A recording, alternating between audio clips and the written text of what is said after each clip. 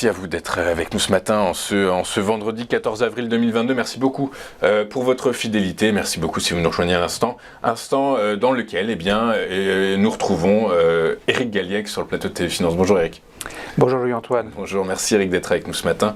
Vous êtes président de Valcan Expertise et vous dressez pour nous tous les vendredis le bilan de la semaine et l'impact des actualités que vous sélectionnez pour nous sur les marchés d'actions.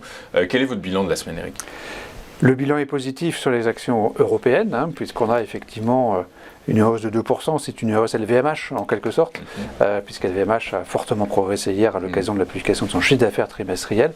Aux États-Unis, on est plutôt stable, voire en légère baisse, du jeudi au jeudi en tout cas, alors qu'on voit à nouveau se déployer la hausse de l'euro contre le dollar qui a progressé encore de 1%, plus de 1% cette semaine, ce qui est assez impressionnant. Oui, c'est plutôt une baisse du dollar plutôt qu'une hausse de l'euro qu'il faut noter. En tout cas, on est à 1,09, entre 1,09 et 1,10. 1,10, et donc c'est quand même beaucoup plus que ce qu'on a pratiqué à la fin septembre. Oui, c'est clair, on était quasiment en parité, on était à la parité absolue.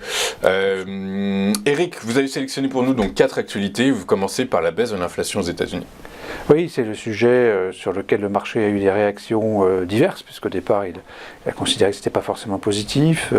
Hier, il y a eu un retour d'interprétation plutôt positive, donc c'est la psychologie qui s'exprime, évidemment, par rapport à cette donnée, qu'on peut interpréter de deux manières. Donc c'est vrai que l'essentiel, c'est de considérer que l'inflation est sous contrôle. Donc ça, c'est quand même l'élément important. Donc c'est vrai que cette inflation est sous contrôle. On était autour de 6% en rythme annuel, il y a très peu de temps, on est à 5%. Donc 5%, c'est vrai que c'est beaucoup moins que le maximum qui a touché 9% au courant de l'année 2022. Donc effectivement, c'était quelque chose de très très inquiétant de voir cette montée de l'inflation. Alors, on baisse sensiblement, c'est complètement lié à des effets de base par rapport au pétrole. Il y a juste un an, on avait l'éclatement et le déroulement de la crise ukrainienne et la flambée des prix du pétrole. Donc c'est vrai que c'est un effet de marche qui explique cette baisse de l'inflation nominale, l'inflation totale. L'inflation sous-jacente, ou l'inflation hors énergie et hors alimentation, a elle progressé et elle se stabilise, on le voit assez bien sur le graphique, autour de 5,5%, 5,6% précisément. Et cela nous semble être un élément qu'on peut interpréter négativement, puisque c'est quand même près de 3 fois plus l'objectif de la Fed, qui est de 2%. Si on prend 5,6, 3 fois 2,6, donc on s'en rapproche. Donc c'est vraiment, à nouveau une statistique qu'on peut interpréter de différentes manières. Bon, on l'interprète positivement globalement, c'est quand même rassurant, mais lorsqu'on analyse un peu plus profondément, c'est vrai que c'est un peu compliqué. C'est un peu compliqué. On va poursuivre avec le secteur du luxe.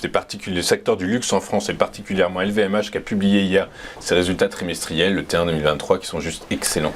Alors c'est une fête quelque part. C'est quelque chose d'assez extraordinaire que LVMH qui réalise un parcours exceptionnel, donc publie des ventes en hausse de 17%. C'est considérable.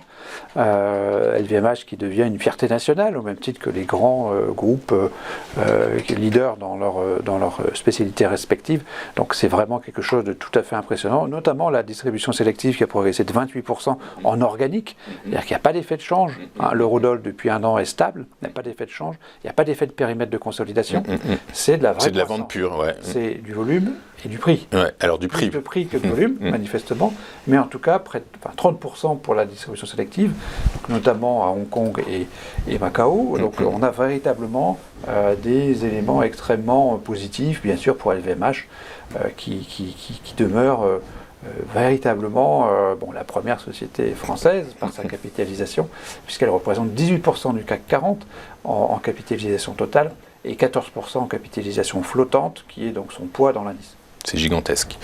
Ouais, exactement. Moi, effectivement, c'est une super nouvelle. En tout cas, on va poursuivre. Alors, ceci étant, donc effectivement, LVMH surfe sur ses plus hauts, mais malgré tout, organisme bancaire après organisme bancaire, tous revoient à la baisse les niveaux de croissance mondiale. Ils sont maintenant calculés à 2,8% pour 2023. Alors oui, c'est ce que nous a dit le FMI. Alors, c'est vrai que on regarde d'un œil de plus en plus critique les activités de prévision économique du FMI, puisqu'elles sont assez volatiles. Mais en fait, cette volatilité, elle est liée à un monde qui est très très complexe, qui est très compliqué à anticiper. Et en tout cas, donc, le FMI a envoyé un message relativement prudent. C'est pour ça qu'on a noté -1 cette actualité économique de la semaine, en révisant en très légère baisse ces anticipations, notamment pour 2024. Et en tout cas, le FMI prévient donc d'un ralentissement particulièrement marqué de l'activité économique dans les pays développés. Ce n'est pas la même chose dans les pays émergents, notamment la Chine, qui bénéficie de cette réouverture, en tout cas au premier trimestre, deuxième trimestre, c'est assez impressionnant. Ça sera moins le cas en deuxième partie d'année, mais globalement, donc c'est plutôt le rappel que notre croissance, elle va en se réduisant en 2023, et le rebond pour les pays émergents, et surtout pour les pays développés, sera limité en 2024. Ouais, je crois que c'est un des taux de croissance pour les pays développés des plus faibles depuis de nombreuses années. Alors, entre nous, on en parle souvent hors antenne, on estime et on a bien compris qu'en 2023, le risque, c'était la croissance. Ceci étant, pour d'autres, le risque en 2023, c'est la géopolitique. Preuve en est encore les exercices militaires de la Chine, de l'armée chinoise autour de l'île de Taïwan. Alors oui, on l'a évoqué cette semaine parce que, bien que donc le contexte géopolitique ou politique impacte peu les bourses d'une façon, les marchés financiers d'une manière générale, les risques importent peu, influencent peu les marchés. C'est leur réalisation évidemment qui peut coûter très cher, comme on l'a vu avec l'Ukraine pendant au moins quelques mois. Donc ici, on a devant nos yeux se déployer donc une aggravation sensible des relations entre les deux leaders mondiaux.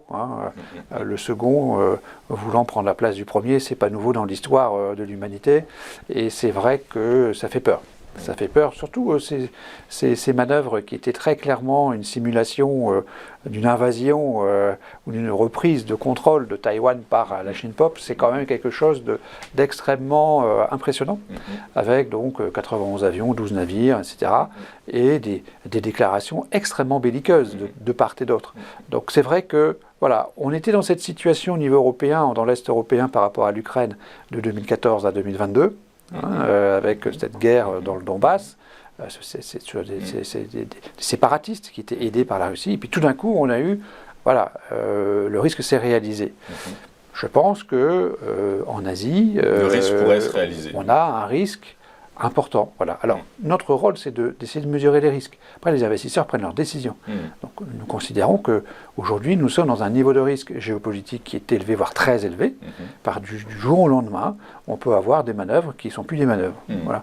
Et on dit, oui, c'était anticipé, on imaginait que ça serait possible, mais enfin, on ne croyait pas, comme l'Ukraine.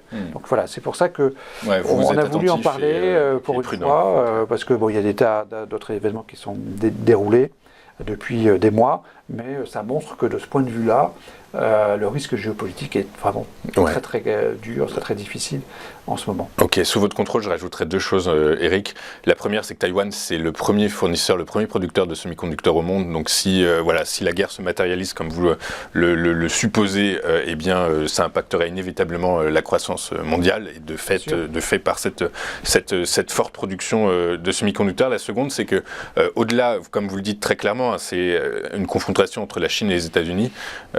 On peut même presque rajouter que c'est une confrontation entre les États-Unis et le bloc sino-russe. Bien sûr, c'est ce qu'on voit se déployer sous nos yeux entre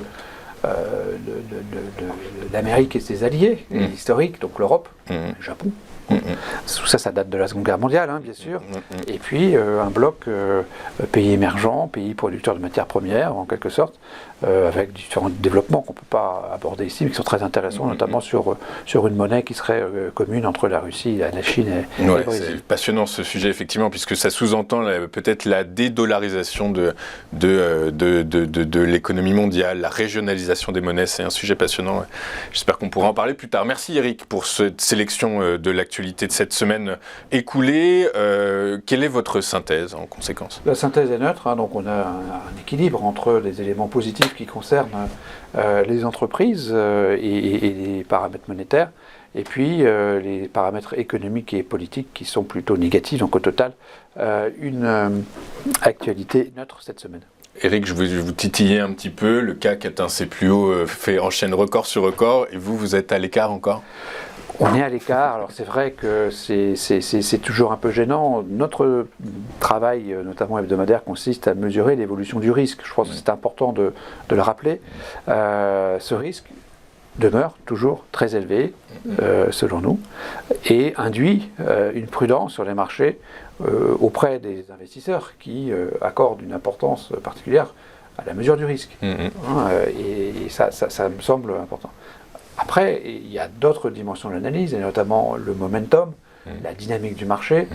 On n'arrête pas un train lancé à pleine vitesse. Donc c'est un peu ce qui se passe. Je pense qu'on est toujours dans une situation assez particulière. On explique la hausse du CAC 40 par un phénomène LVMH. D'autres indices, d'autres mesures des marchés d'actions ne sont pas aussi favorables. L'indice des petites et moyennes actions françaises et européennes est en baisse en glissement annuel. Le S&P 500 est en baisse en glissement annuel de 8%. Donc voilà, les éléments ne sont pas aussi favorables. C'est vrai qu'on assiste surtout en Europe et en France à un phénomène LVMH qui est quand même luxe, et Hermès aussi derrière, luxe qui est extrêmement impressionnant et qui booste le cours du CAC 40. La moitié quasiment de la hausse du CAC 40, c'est le luxe, plus de la moitié. Donc effectivement, ça permet de relativiser tout ça, mais nous sommes à nouveau dans une logique, je dirais, d'investisseurs de long terme, en fait, c'est ça. Plutôt toujours prudent par rapport à un niveau de risque que nous jugeons élevé, voire très élevé. Ouais, c'est ça, exactement, Eric. Vous faites bien le dire, puisque j'allais le rajouter, le préciser à nos téléspectateurs, c'est que votre œil, votre vision, votre analyse, c'est une analyse de long terme. Et auquel cas, effectivement, on peut comprendre cette dichotomie entre dynamique de marché actuelle et votre œil, votre stratégie d'investissement sur les marchés actions. Merci, Eric. Merci d'avoir été avec nous. Comme tous les vendredis matins, Eric Galliec, président de Valcan Expertise.